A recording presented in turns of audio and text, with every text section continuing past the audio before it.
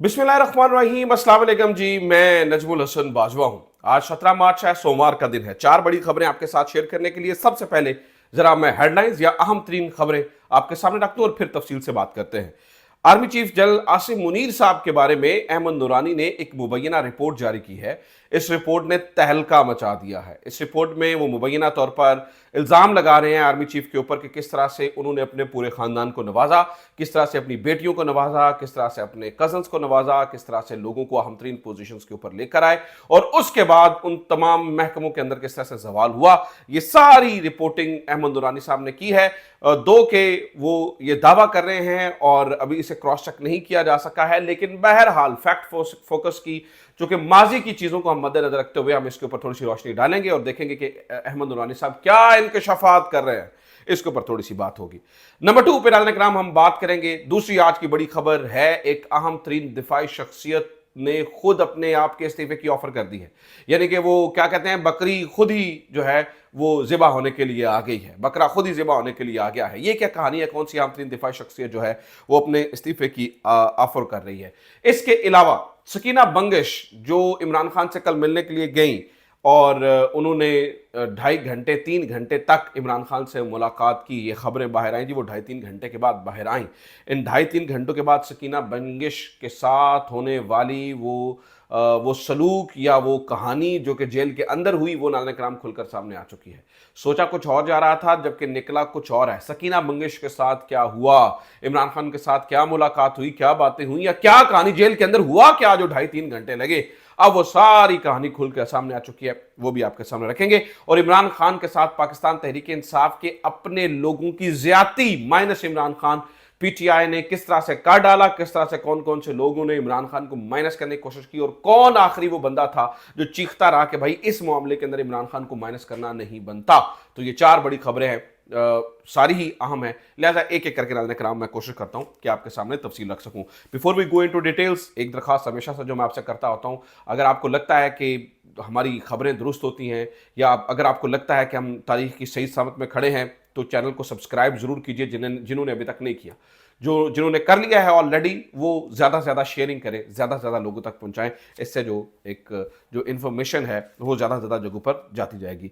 तो fact focus ने नाज़रीन कराम आज जनरल आसिम मुनीर साहब के ऊपर, यानी कि आर्मी चीफ ऑफ पाकिस्तान के ऊपर एक तहलका खेज रिपोर्ट जारी की है। अहमद नूरानी और फैक्ट फोकस, आपको पता है, माजी में भी ख़ास तौर पर जर्नैलों के हवाले से जो है ना वो बड़ी रिपोर्टिंग करते रहे हैं, लेकिन माजी के अंदर होने वाली रिपोर्टिंग इस रिपोर्ट से बिल्कुल मुख्तलिफ है। क्योंकि माजी मतलब फैक्ट फोकस वही है जिन्होंने जनरल बाजवा के 12 अरब रुपए की जो है वो संपत्ति यानी कि मालो दौलत की खबर दी थी। ये फैक्ट फोकस वाले वही हैं जिन्होंने जनरल आसिम सलीम बाजवा के जो पिज़्ज़ा ब्रांचें हैं उनकी खबर दी थी और ये जो है ना वो सारा कुछ बताया था, और भी बहुत सारी खबरें इनके क्रेडिट के ऊपर है। यही फैक्ट फोकस वाले, यही अहमद नूरानी साहब बताते हैं। अब मैं चूंकि बता दूं कि मैंने आज़ाद ज़राए से ये जो उन्होंने खबरें दी हैं उसकी तस्दीक नहीं की है, लेकिन जो उन्होंने फैक्ट फोकस बयान कर रहा है मैं वो आपके सामने रख रहा हूं। इसको सही या गलत को का ठप्पा मैं नहीं लगा रहा, वो आपकी मर्जी है, आपने देखना है कि क्या सही है क्या गलत है। लेकिन वो जो अहमद नूरानी साहब ने फैक्ट फोकस के ऊपर जो पूरी खबर छापी,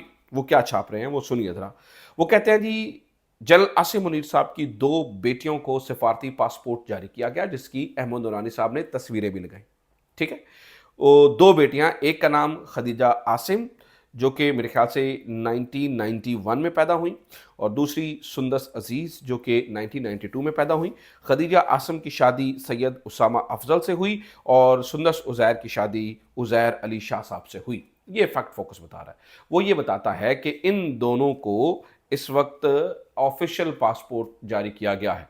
अब ये ऑफिशियल पासपोर्ट क्या होता है या सिफारती पासपोर्ट क्या होता है, ये भी मैं आपको बताता हूँ। सिफारती पासपोर्ट नाज़रीन कराम उन लोगों को दिया जाता है जो या तो हुकूमती ओहदों पर हों या उन्होंने किसी हुकूमती लेवल का काम करने के लिए ट्रैवल करना होना जरूरी हो, तो उन्हें सिफारती पासपोर्ट दिया जाता है। इस पासपोर्ट को ऑब्वियसली बहुत सारी जगहों के ऊपर प्रायोरिटी दी जाती है। यही समझा जाता है यार ये कोई आम सिटीजन नहीं है, ये कोई आम शहरी नहीं है, बल्कि ये हुकूमत पाकिस्तान का नुमाइंदा है।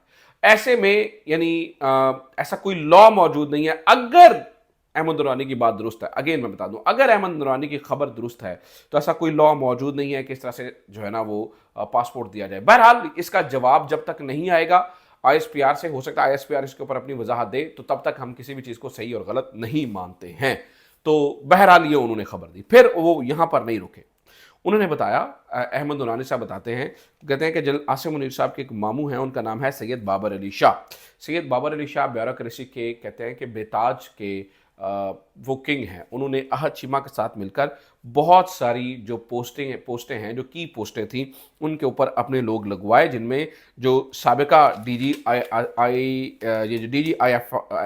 हैं अहमद इसहाक साहब, ये भी शामिल हैं। इनको भी लगवाने वालों में जो सैयद बाबर अली शाह का हाथ है। तो वो कहते हैं जी उनके ये आर्मी चीफ के मामू जो है वो ये करते रहे। इसके बाद उन्होंने एक और इल्ज़ाम लगाया, उन्होंने कहा कि इनकी अपनी यानी कि मामूजाद एक बहन है, आर्मी चीफ की मामूजाद एक बहन है जिनका नाम है हाजरा सुहेल। तो वो नेशनल एंडोमेंट फंड यानी कि इसके अंदर जो स्कॉलरशिप्स दी जाती हैं, वो कहते हैं जी उसके अंदर वो एक सरकारी मुलाजम थी, वो स्कॉलरशिप मैनेजर थी, एक बहुत ही ऑर्डनरी सी एक खातून, एक ऑर्डनरी से पोस्ट पे वो काम कर रही थी। वो कहते हैं, अहमद नूरानी साहब बताते हैं कि हाजरा सुहेल को आउट ऑफ द टर्न, कहते हैं कि अचानक से बगैर किसी चीज़ के बताए हुए अचानक एकदम से सीनियर आर्मी चीफ बनने के बाद जब general Asim Munir army chief बने तो उसके बाद हाजरा सुहेल को फौरी तौर पर जो है वो प्रमोट कर दिया गया बहुत ही सीनियर पोजीशन पर, और आखिरकार at the end of the day इसी शोबे में जिसमें वो एक बहुत ही एक नॉर्मल पोजीशन पर काम कर रही थी, बाद में उनको चीफ एग्जीक्यूटिव बना दिया गया। हाजरा सुहेल के बारे में वो बता रहे हैं। इसी तरह से वो ये बताते हैं कि मोहसिन नकवी साहब जो हैं वो जनरल आसिम मुनीर साहब की जो वाइफ हैं उनके रिश्तेदारों में से यानी कि करीबी रिश्तेदारों में से हैं, इसलिए मोहसिन नकवी साहब को भी नवाजा गया है। और जो दो अहम तरीन ओहदे हैं उन्हें वज़ीर दाखिला भी बनाया गया है और चेयरमैन पीसी भी बनाया गया है। अगेन नाज़रीन किराम, ये इल्ज़ामात हैं या वो तो खैर उन्होंने वो सबूत लगा रहे हैं साथ में, लेकिन चूँकि बहसीयत सहाफ़ी में बार आपको बता रहा हूँ, मैंने जो उन्होंने बताया वो आपके सामने रिपोर्ट कर दिया है। मैं इसके ऊपर सही और गलत की छाप नहीं लगा रहा हूँ। ये जब तक ISPR का जवाब नहीं आएगा मैं किसी चीज़ को सही और गलत नहीं कहूँगा, और जब ISPR का जवाब आ जाएगा फिर हम उसको मजीद एनालाइज करने की पोजीशन में होंगे। लेकिन इस वक्त जो एविडेंस दे रहे हैं वो यकीनी तौर पर बहुत ही एक हौलनाक तस्वीर बता रहे हैं। अगर ऐसा ही है तो फिर ये बड़ी ही अजीबोगरीब बात होगी। लेकिन अगेन जब तक चीज़ें क्लियर नहीं होंगी, वाज़ेह नहीं होंगी, हम इसको अभी ग्रे कैटेगरी के अंदर ही रखते हैं। फैक्ट फोकस और अहमद नूरानी साहब ने अपने सबूत दे दिए, हो सकता है आगे की तरफ से जवाब आए और उनको काउंटर कर दिया जाए। बहरहाल ये नाज़रीन किराम आज अहमद नूरानी साहब ने स्टोरी दी जो कि ऑब्वियसली जिसने हिला के रख डाला है सारी सिचुएशन को। दूसरा नाज़रीन किराम एक दूसरा एक और अहम खबर सुन लीजिए, उसके बाद जरा हम दिफाई शख्सियत के इस्तीफे की तरफ जाते हैं। जनाब इमरान खान साहब को नाज़रीन किराम आज माइनस कर दिया गया है, आज माइनस प्रॉपर। और वो माइनस किसने किया है? पाकिस्तान तहरीक इंसाफ के अपने लोगों ने। किस तरह मैं आपको बताता हूँ। नाज़रीन किराम सिक्योरिटी कमेटी यानी कि नेशनल सिक्योरिटी के ऊपर मीटिंग होनी थी, उसके अंदर सबसे पहले बात ही चली थी APC यानी कि ऑल पार्टीज कॉन्फ्रेंस बुलाई जाए। ऑल पार्टीज कॉन्फ्रेंस के ऊपर बुलाने के अंदर एक रुकावट थी और वो ये थी कि इमरान खान को बुलाना पड़ना था।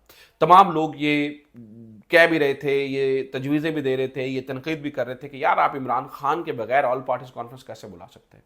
तो इन्होंने इसका हल ये निकाला, उन्होंने कहा जी ऐसा करते हैं जी, पार्लिमानी कमेटियां आ जाती हैं, पार्लिमानी कमेटीज यानी पार्लिमान के अंदर जो है ना वो तमाम पार्टियां बैठकर मीटिंग्स करती हैं। अब पार्लिमानी कमेटी के अंदर ऑब्वियसली इमरान खान को आप बुलाने का नहीं, क्योंकि वो MNA इलेक्टेड नहीं है तो वो नहीं आ सकते हैं। तो लिहाजा फिर PTI तो PTI JUI फे बोल पड़ी इसके ऊपर जो है ना वो उन्होंने भी कहा कि जनाब ये आप इमरान खान को साइड लाइन करने की कोशिश है, APC बुलानी चाहिए थी।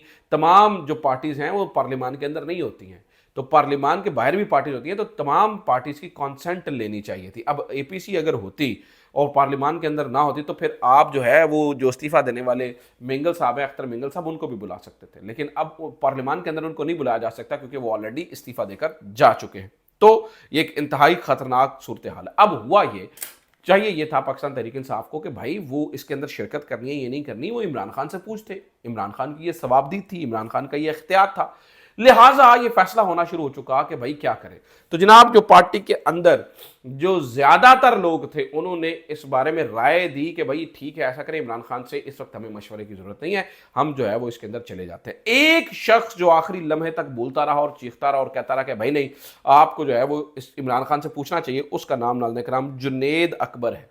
اور at the end of the day یہ ہوا کہ 14 ممبران کی ایک پوری کمیٹی بنی پاکستان تحریک انصاف کی، جس میں عمر ایوب بھی ہیں، جس میں جو ہے نا وہ گوہر صاحب بھی ہیں، جس میں اور بھی لوگ ہیں، یعنی اسراء اللہ مستی خیل اور اس طرح کے زرتاج گل اور سارے لوگ، اون بپی، یہ تقریباً 14 لوگ بنتے ہیں، جن میں 4 سینیٹرز ہیں اور 10 MNA ہیں۔ ان تمام 14 لوگوں کی کمیٹی جو ہے وہ اب جائے گی اور جا کر شرکت کرے گی، اور انہوں نے عمران خان سے پوچھنا مناسب نہیں سمجھا ہے۔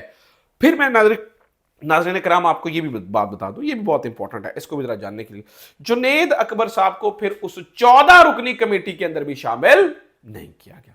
جنید اکبر صاحب اس 14 رکنی کمیٹی کے اندر بھی شامل نہیں ہے۔ تو یہ ہوا ہے۔ اب سکینہ بنگش کی بھی کہانی سن لیجیے۔ ناظرین کرام آپ کو یہ معلوم ہے کہ مشال یوسف زئی صاحبہ کورٹ کے اندر کیس لے گئیں اور اعجاز اسحاق خان صاحب کے سامنے یہ کیس لگا ہوا تھا، جس میں اندر انہوں نے سپرنٹینڈنٹ کو بلایا اور سپرنٹینڈنٹ کہہ رہا تھا نہیں میں ملاقات کرواتا ہوں۔ انہوں نے کہا نہیں بھائی اب نہیں، آپ جو ہے یا انہیں ویڈیو لنک پر پیش کریں یا انہیں لے کر آئیں۔ دونوں سے وہ انکاری ہوئے۔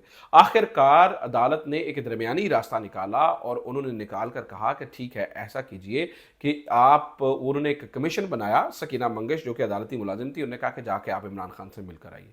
ناظرین کرام سکینہ منگش یہاں پر گئیں جو کہ عدالتی حکم کے اوپر گئیں، اور مزے کی بات یہ افسوس یا جناب ماتم کی بات یہ ہے، میں کیا ہی کہہ سکتا ہوں، اپنے ملک کے قوانین کے اوپر ماتم کیا جا سکتا ہے کہ طاقتور جو ہے وہی ساری چیزیں کنٹرول کرے گا، شاید یہی اب نیا قانون ہے اور نیا آئین ہے۔ سکینہ بنگش کو بھی ملاقات نہیں کرنے دی گئی۔ سکینہ بنگش گئی ملاقات کرنے، سکینہ بنگش کو بھی ملاقات نہیں کرنے دی گئی۔ یہ تو ناظرین کرام حالات ہے، یہ ناظرین کرام جو ہے نا وہ کہانی ہے، ٹھیک ہے۔ تو یہ ہوا، یہ وہاں پر ہوا، اور وہ ملاقات کیے بغیر ہی واپس آ گئی۔ اب ناظرین کرام اسے انہوں نے طریقہ کار یہ نکالا، انہوں نے سرفراز ڈوگر صاحب جو کہ قائم مقام چیف جسٹس صاحب ہے، ان کے سامنے ایک درخواست دائر کی۔